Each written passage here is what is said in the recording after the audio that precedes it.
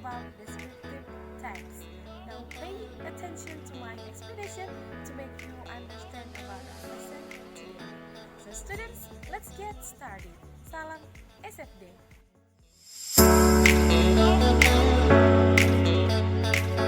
Students, now let's discuss our lesson today. Today we are going to learn about one text, namely descriptive text.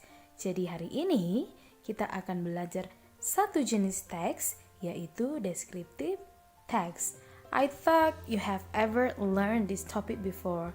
Mungkin kamu sudah pernah belajar mengenai topik ini, whether you in junior high school or something else. Mungkin kamu ketika di SMP atau di mana saja. Saya pikir kamu sudah pernah mendengar atau mempelajari sedikit tentang descriptive text.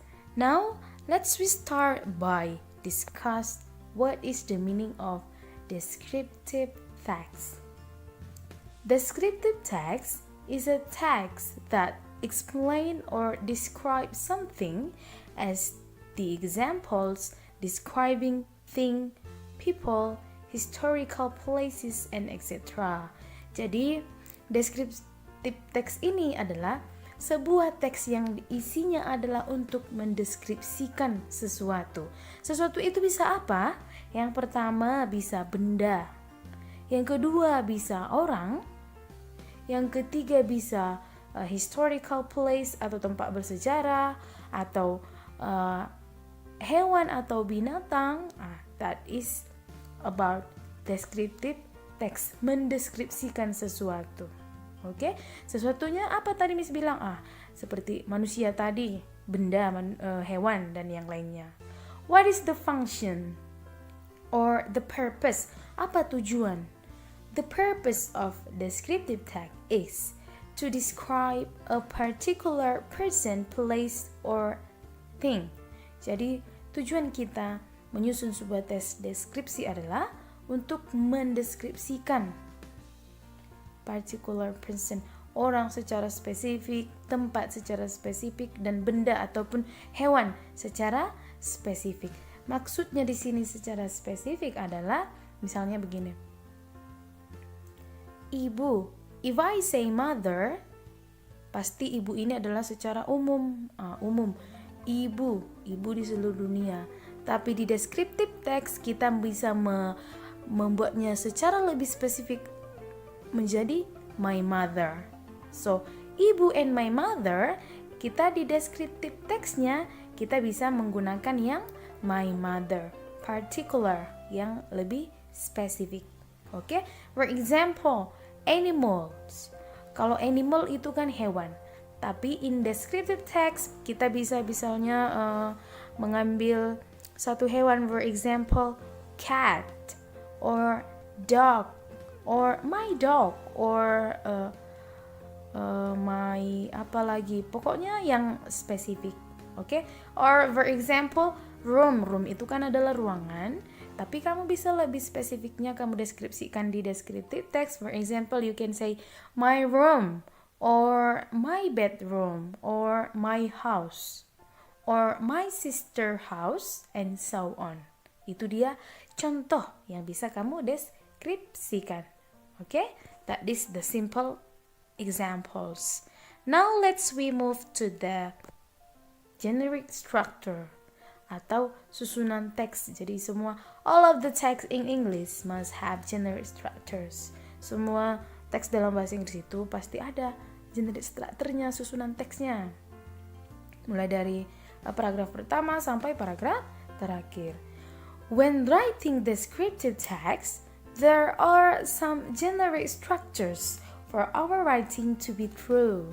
The arrangement is. Jadi, ketika kamu menyusun sebuah teks deskriptif, ada struktur yang harus kamu perhatikan supaya teksmu itu dikatakan sebuah teks yang benar. Oke? Teks yang benar sesuai dengan aturan deskriptif text. There are two. The first one is identification, and then the second one is description. Let's start from the first one, identification.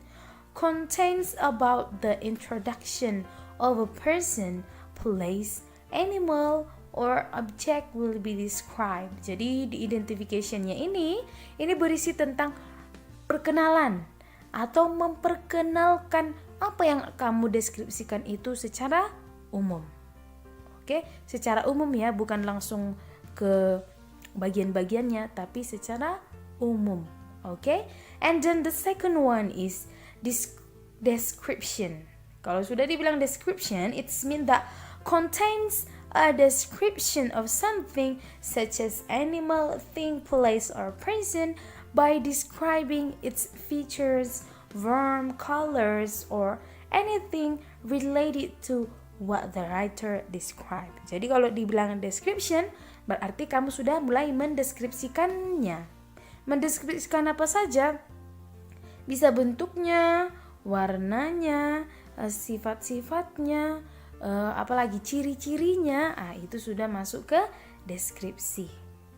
So, that is the generic structure of descriptive text. Ada dua, identification and description. Jadi ketika kamu mau mendeskripsikan manusia, hewan, atau tumbuhan, atau benda, atau apapun itu, kamu harus mengikuti aturan yang ada dalam menyusun sebuah descriptive text. Harus dimulai dari yang pertama, identification. Setelah itu adalah description. Okay? I hope you have understood so far about the meaning of descriptive text and then the generic structure of descriptive text. Now let's move. Language feature of descriptive text.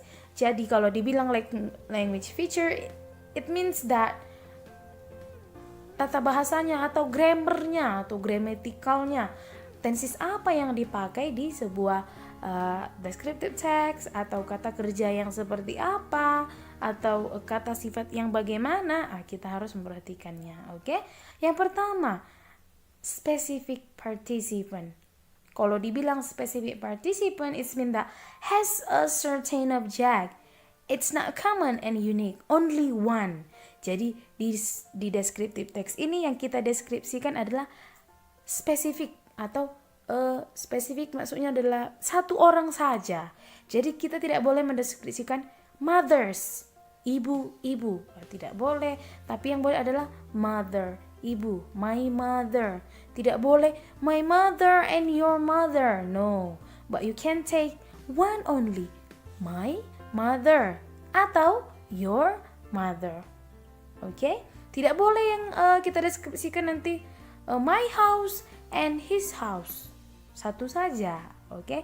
My house atau his house. That is called specific participant. Spesifik satu, oke? And then the second one is the use of adjective.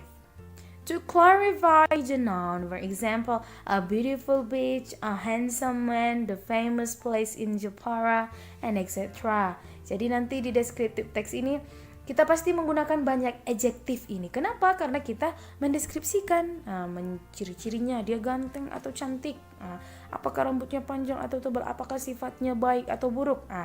I have explained to you before about adjective or adjective order. Saya sudah pernah menjelaskan mengenai adjective dan adjective order, so I don't have to explain to you anymore. Saya tidak akan menjelaskannya lagi karena apa? Sudah Miss jelaskan di materi sebelumnya, dan saya harap kamu masih mengingat dan bisa kamu tuangkan ketika nanti Miss suruh menyusun sebuah descriptive text. Okay? The third one is about the use of simple present tense. Menggunakan tense simple present. Okay? The sentence pattern used is simple present because it tells the fact or the object described. Jadi kita nanti menyusun descriptive text ini menggunakan simple present, atau kenapa menggunakan simple present? Karena kita hanya menanyakan faktanya saja, fakta bahwa dia ciri-cirinya begini, rambutnya begini. Okay? I have explained to you too about simple present tense. Miss juga sudah menjelaskan kepada kalian materi mengenai simple present tense. Jadi harus kamu ingat, tidak boleh dilupakan materi yang sebelum-sebelumnya karena semuanya materi kita saling berhubungan. For example, in descriptive text, Jadi nanti ketika menyusun descriptive text, kamu sudah bisa menyusun menggunakan tenses ini. My mother is beautiful. Itu kan simple present tense kan, yang ada is and are-nya. Okay? That is the third one. And then the fourth one is about action verb. Kalau dibilang action verb, it's mean that verbal. Kalau dibilang verbal berarti yang kata kerjanya mempunyai aksi. For example, run, sleep, walk, cut, and for example, sing, and so on. Itu dia in general. Umumnya language feature-nya ada 4. Jadi you have to remember. Jadi harus kamu ingat ya. Pengertian yang pertama tadi spesifik sampai ke action verb. Okay? Now let's we see here. Okay, this is the example of descriptive text. Let's we see the title. My best friend Ernesto. Judulnya adalah teman baik saya Ernesto. Ini spesifik partisipan kan? Kenapa? Karena satu orang saja yang dideskripsikan. Siapa? Temannya Ernesto namanya. Oke, now let's we see. Mari kita bahas mulai dari paragraf pertama. There are 4 paragraphs here. Ada 4, kita bagi. Paragraf pertama sampai keempat masuk ke dalam apa? Oke, remember. Kamu ingat ada berapa tadi? General structure-nya ada 2. Yang pertama identification, yang kedua adalah description. My best friend is Ernesto and he is my classmate. Ernesto comes from an educated family. His father is a school principal and his mother is also a teacher. My best friend namanya adalah Ernesto. Dia adalah teman satu kelas saya. Ernesto ini datang dari keluarga yang terpelajar. Ayahnya adalah seorang kepala sekolah dan ibunya adalah seorang guru. Oke, kita perhatikan. Di paragraf pertama ini si kawan tadi masih memperkenalkannya secara umum, memperkenalkan teman baiknya si Ernesto, belum masuk ke ciri-cirinya, belum masuk ke sifatnya, belum masuk ke perilakunya. Okay? So the paragraph 1 called identification. Jadi paragraf pertama ini disebut sebagai identifikasi atau identification. Okay? Memperkenalkan secara umum. Okay, now let's move to the paragraph 2.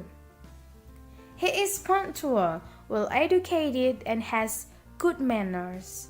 He is really hardworking. He always does his homework. He is also well dressed and well behaved. All teachers have a high opinion of him. Okay, dia itu orangnya tepat waktu. Dia terpelajar, mempunyai perilaku yang baik. Dia sangat pekerja keras. Dia selalu mengerjakan PR-nya.